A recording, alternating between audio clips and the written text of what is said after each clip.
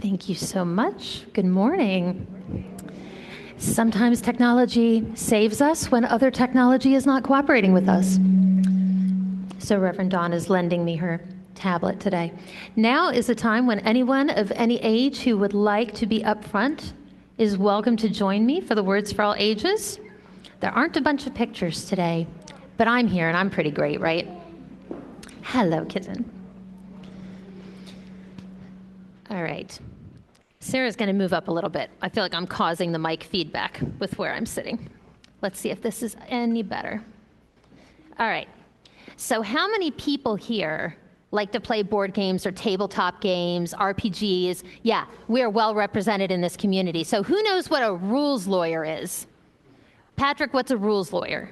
It's not somebody who's actually running the game. It's one of the players who's memorized the rule book and is throwing it in your face.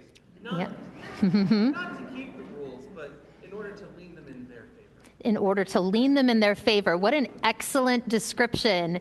That's pretty awesome. We did not rehearse that. Yeah, yes, rules lawyers are not our favorite gamers. And there are a lot of things that are going on in this country right now that are pretty hard to talk about, and maybe you've talked about them at home and maybe you haven't. And parents and guardians, I have some books that I have made sure are in our RE library, and I also have some recommendations for you if you could use some support when it comes to talking about those things. But one of the trends that I am noticing is that all of a sudden, there's a whole bunch of rules lawyers talking about doing things the right way, the perfect way, and how if you just do things perfectly enough, you wouldn't be in trouble in the first place. And as we all know, just because something is in the rule book doesn't mean it's fair. So, to tell you a story, and it's a pretty silly story, but I'm not feeling very silly about it this week. So, once upon a time, there was a school nurse named Miss Green. She was a very nice person. She stood outside her office before and after school to say hi to all the kids, and she wore funny socks every day. And even though she swore Eevee was the best Pokemon and everyone knew it was Pikachu, they respected her for having an opinion. Now, one day, Tiana was rushing to get her jacket on the way to the bus, and she bumped her head on her locker door. It really hurt. Ouch, said Miss Green, you've got a little scrape there. And she put a Band-Aid on Tiana's forehead. Thanks, Miss Green, said Tiana, and luckily she caught the bus just in time.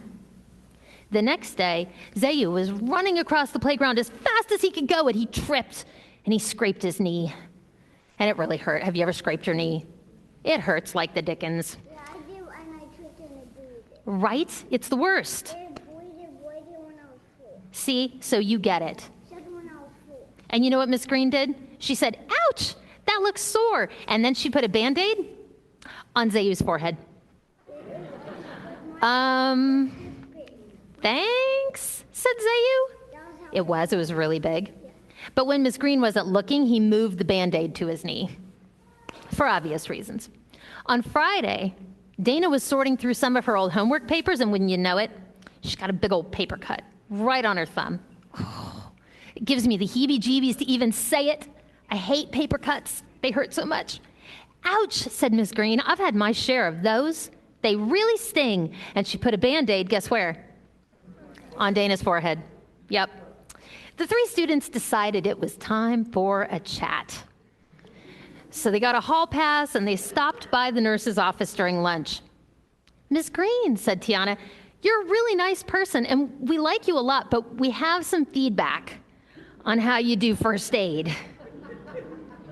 Of course, said Miss Green. I'm happy to make any changes as long as I can still treat all of our students equally. Aha, said all 3 kids. Here's the thing, Miss Green, said Tiana. Equality is where everyone gets treated the same, but treating everyone the same doesn't always solve their problems. A knee is not a head, said Zayu. A finger is also not a head, said Dana. What we need, said Tiana, is equity. That's where you treat us fairly by being a good school nurse to everyone, but you give the kind of help each of us needs. So, you want me to put Band-Aids on your actual injuries, said Miss Green. Yes! said the kids. I guess I could try that, said Miss Green. So this is kind of a silly story, am I right? Yeah, it's pretty ridiculous.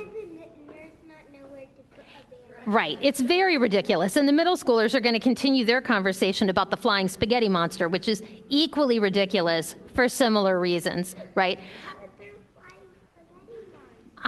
I will tell you all about it during the book swap, my friend. All right. When we talk about justice in our country, this is how ridiculous it gets, because more important details.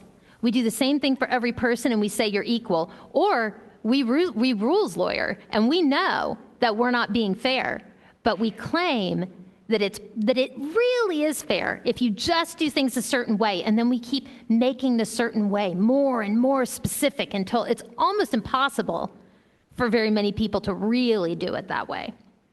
So I think that that's a good thing to think about this week, the difference between equity, which is the help that we need, and equality, which is exactly the same help for everybody. And that's also why we don't talk about the golden rule in RE anymore. Does anybody here know what the golden rule is? Treat others as you would want to be treated. Treat others as you would want to be treated, right? But you've got your own framework and your own needs, right? So the way that you want to be treated is not necessarily the way that other people want to be treated. So now instead of the golden rule, does anyone know what we talk about instead? The rule, which is to treat others as they would want to be treated. And you know what? Like, we might have to do a little learning. We might have to ask some questions that's needed, but you know what? We're smart people and we can do that. So our UU values, like equity, they sound simple, but there's actually a lot there to learn. So let's continue that learning as we move along to our religious exploration groups.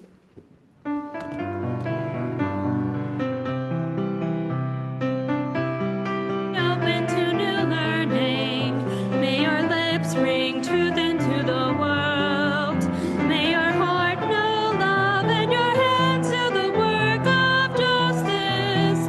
As you go your way in peace. As you go your way in peace. May your mind be open to new learning.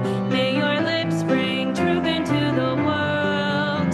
May your heart know love and your hands do the work of justice. As you go your way in peace. As you go your way in peace.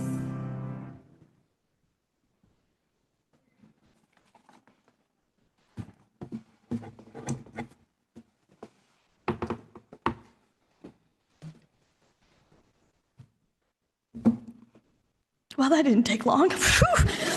Okay. We're going to get through this together today. Okay? Good morning. And happy Martin Luther King Jr. weekend.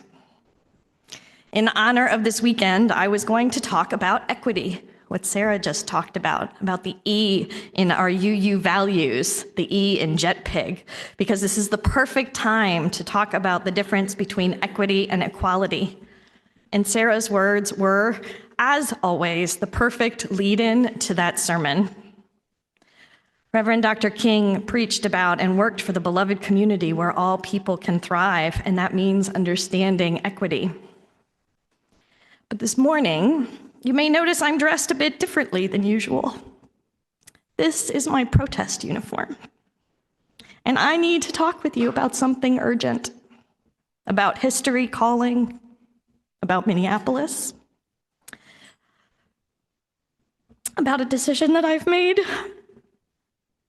and about what each of us does when our lines get crossed. We all have lines, those moments when something shifts from this is terrible to I have to do something. We don't always know where our lines are until we see them. During the course of this sermon, I'm going to do this a lot, and you might even see me do the butterfly hug. Okay, I'm okay. I've got plenty of tissues here. I will pull it together eventually. But there are some parts of this that are really hard for me. So, let's start with a story from Selma, Alabama, in March 1965. On February 18th of that year, Jimmy Lee Jackson, a 26-year-old black man, was shot by an Alabama state trooper while protecting his mother during a peaceful voting rights march. He died 8 days later. In response to his death, activists planned a march from Selma to Montgomery. On March 7th, on Bloody Sunday, state troopers attacked the marchers with clubs and tear gas as they tried to cross the Edmund Pettus Bridge. That night, Reverend Dr. King sent a telegram to clergy across the nation. It said, in part, "In the vicious maltreatment of defenseless citizens of Selma, where old women and young children were gassed and clubbed at random, we have witnessed an eruption of the disease of racism, which seeks to destroy all of America. No American is without responsibility. I call, therefore, on clergy of all faiths, representative of every part of the country, to join me for a minister's march to Montgomery."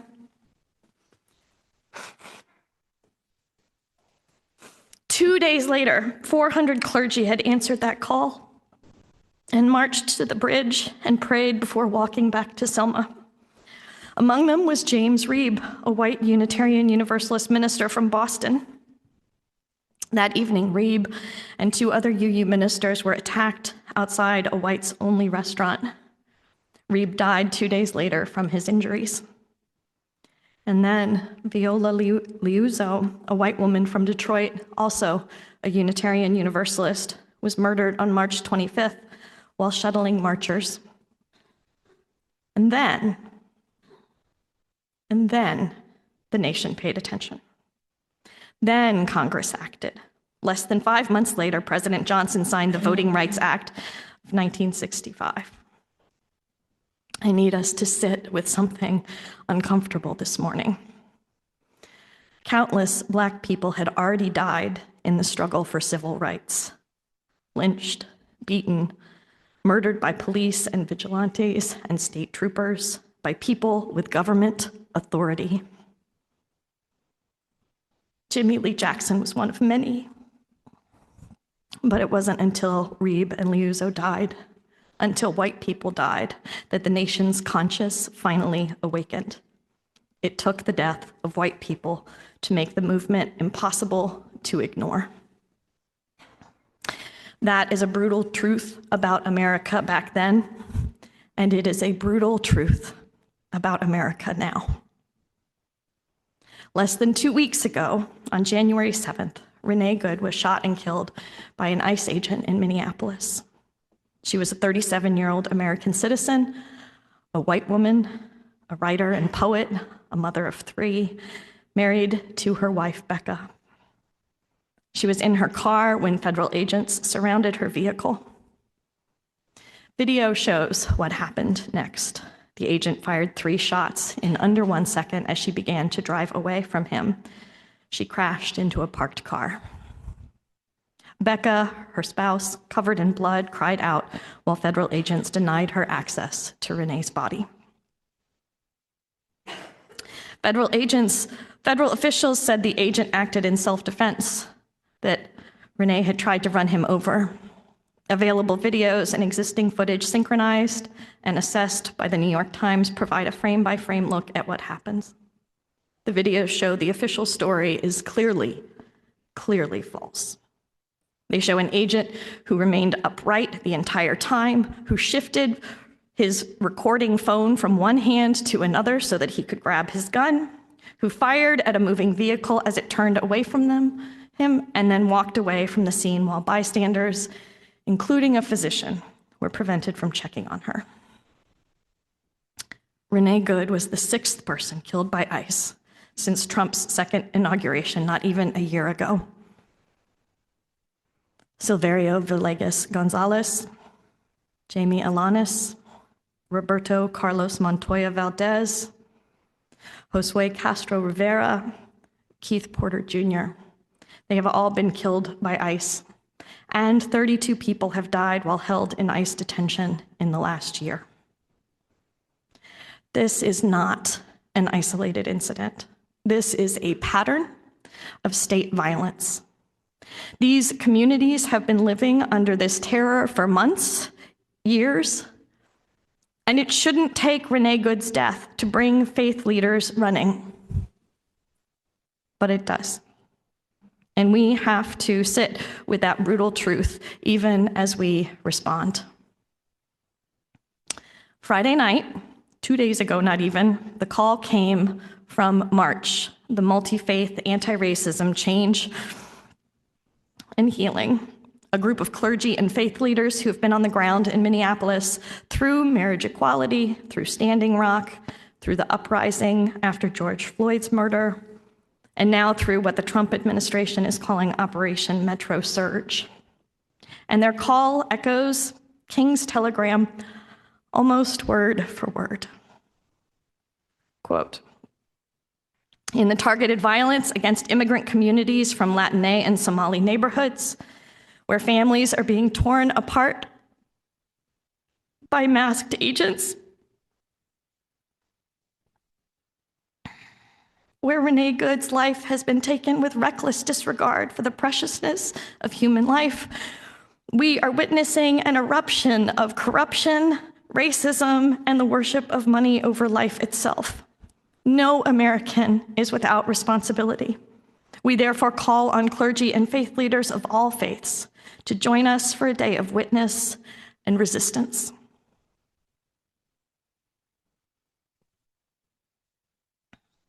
March had to wait to issue this call until they knew that people would be upset enough to come.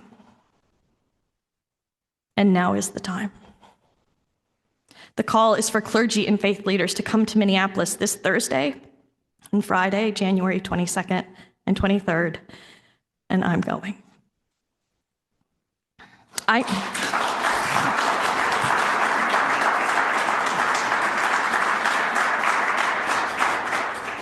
I know a lot of you get your news from mainstream media, and it's not telling you the whole story, so you may not understand how dire the situation is.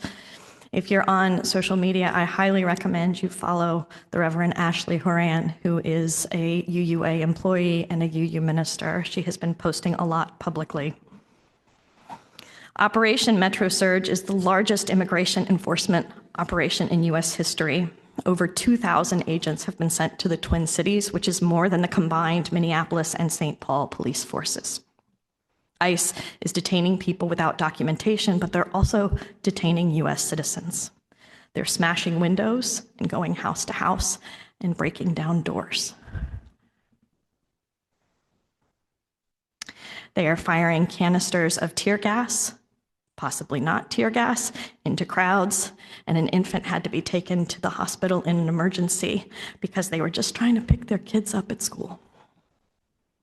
ICE is picking up people without verifying their status and then moving them from facility to facility, sometimes abandoning them miles from where they were taken. They are targeting schools. There's now a whole section in Minneapolis detention just for US citizens. This is not supposed to be legal. This administration is cruel in ways that are difficult to fathom. And I can't help but think of that poem by Martin Niemöller, the German Lutheran pastor who initially supported the Nazis and then spent 7 years in concentration camps. First, they came for the communists, and I did not speak out because I was not a communist. Then they came for the trade unionists, and I did not speak out because I was not a trade unionist. Then they came for the Jews, and I did not speak out because I was not a Jew. Then they came for me, and there was no one left to speak for me.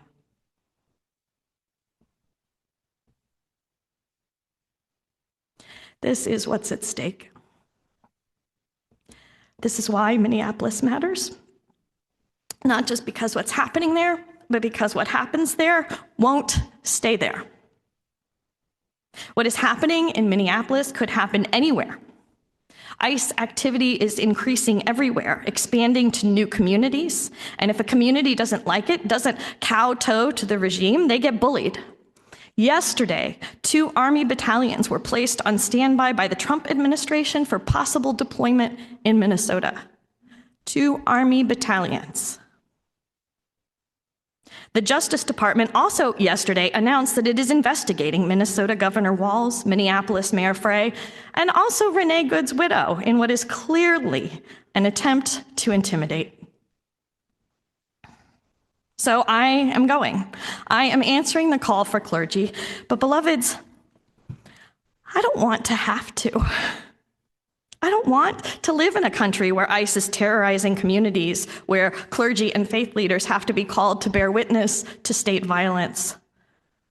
While I appreciate having a way to tangibly do something, that part feels good. I don't want to have to rush to make last-minute arrangements, to put my whole schedule out of whack, to potentially be arrested again for protesting this country's unjust immigration policies. And I still carry trauma from the social justice work that I did in Louisville. I've de-escalated situations between protesters and police that could have ended in violence. I know what it feels like when things escalate. I know the weight this carries in my body. Just this past week, literally days ago, I was wrestling with the question of what is my role in this fraught moment we're living in. And I had decided that rather than being on the front lines this time, my role this time around was to be an artist, to travel when I'm done with my ministry here, and to write about the experiences that I have and the people I meet, to remind people that while, yes, things are bad, there is still beauty and joy and much to celebrate, to help us not lose ourselves entirely to the terror. I don't want to have to go. But my own personal line has been crossed. Not by Renee Good's murder specifically, though that is horrific and engaging. My line got crossed when Minneapolis faith leaders, people who've been holding this for weeks, beloved colleagues and friends of mine, asked for help. March sent out the call Friday night, and I woke up yesterday morning knowing that whether I want to or not, this is the right thing to do for me. In part, it's the right thing for me to do because I can. Many of my colleagues can't because of family situations, work situations, disabilities that prevent them from being in the cold for too long. It's going to be so cold. I can go, and so I will. And in part, it's the right thing for me to do because Minneapolis is not abstract to me. It's where I became an adult, where I figured out who and how I wanted to be in this world.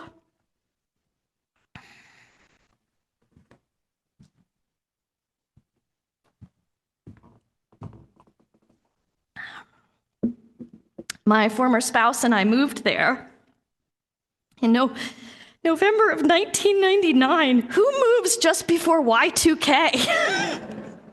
We did. And we built a life. Our kids were born there. I graduated from seminary there.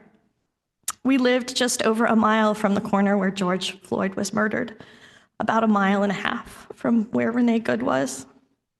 I shopped at Mercado Central in Bloomington and Lake Street. We went to the May Day parade at Powderhorn Park every year. When I was 41.5 weeks pregnant with my first child, desperately trying to start labor, I walked for hours and hours around the lakes of Minneapolis. I know that neighborhood. I can imagine what it feels like to be dropping your kid off at school and see ICE agents surrounding it. I know what it means when people say families are being torn apart because I know some of those families or people like them. That was my community. It was where I learned to be a minister. This stole is the first stole I received given to me in Minneapolis by my mentor there, and I will be wearing it this week as I stand in solidarity with a community that I love. So when the call came, I knew I had to answer it. And no, before anyone asks, I am not being paid to go. In fact, I am paying my own way. On top of travel expenses and protest gear, March suggests a contribution of $500 to cover their costs, with the understanding that those who have resources should cover themselves, plus someone who doesn't. I include this because already I am hearing that the protesters are being paid. They are not. I'm telling you all of this because I want you to know that I didn't plan this. I didn't wake up thinking, I need to go put my body on the line in Minneapolis. And when my line was crossed, it became crystal clear. And I think that that's how it works for most of us. We don't even necessarily know where our line is until we see it in front of us or even cross it. I don't want to go. And I'm going anyway, because I am 100% clear that it is the right thing for me to do right now. When history calls, we have a chance to decide how we are going to answer. We don't have to like our own decisions, but we have to decide. And so here is my question for you this morning, beloveds. How will you answer when history calls? How will you respond when your line is crossed? Because it will be. Not everyone is called to go to Minneapolis. Not everyone can go. But I believe everyone is called to do something. Everyone has a role in this moment. Maybe your role is to pay attention, to read beyond the headlines, to ask questions about what you're seeing on the news, to seek out sources that are telling you what's actually happening on the ground. Maybe your role is to not look away because it's too hard or too overwhelming or because we don't know what to do with the information. Maybe your role is to support the people who are on the front line, to hold down the work at home while they're there, to pray for them, to think about them, to make sure their jobs are safe, that their families are cared for, to bless them as they go. Maybe your role is to do local work, to show up at the city council meetings and insist on justice, to call your elected officials every day. Once a week is not enough. Every day. Or donate money to organizations doing this work, to use whatever power and privilege you have to protect the people who are the most vulnerable. And I see a lot of power and privilege in this room. Or maybe your role is just to exist, to resist by being. Our Unitarian Universalist Side with Love campaign said it well. To immigrants, undocumented neighbors, asylum seekers, and all those living under fear right now, hear this clearly. You are not alone. Your lives are sacred. Your presence is a gift, and your dignity is not granted by the state. Sometimes answering history's call just means not giving up. Or maybe your role right now is to figure out where your line is, to pay attention to yourself and notice when something crosses it, to be ready to act when that moment comes, whatever action makes sense for you. You may not like it, you may not be excited about it, but you'll know when it's the right thing for you to do. There are 1,000 ways to answer history's call. The only wrong answer is to pretend that you didn't hear it. May we instead answer with courage. May we answer with love. May we refuse the normalization of state violence. May we commit ourselves to the long work of transforming systems that betray our deepest moral and spiritual commitments. May it be so. May we, together, make it so.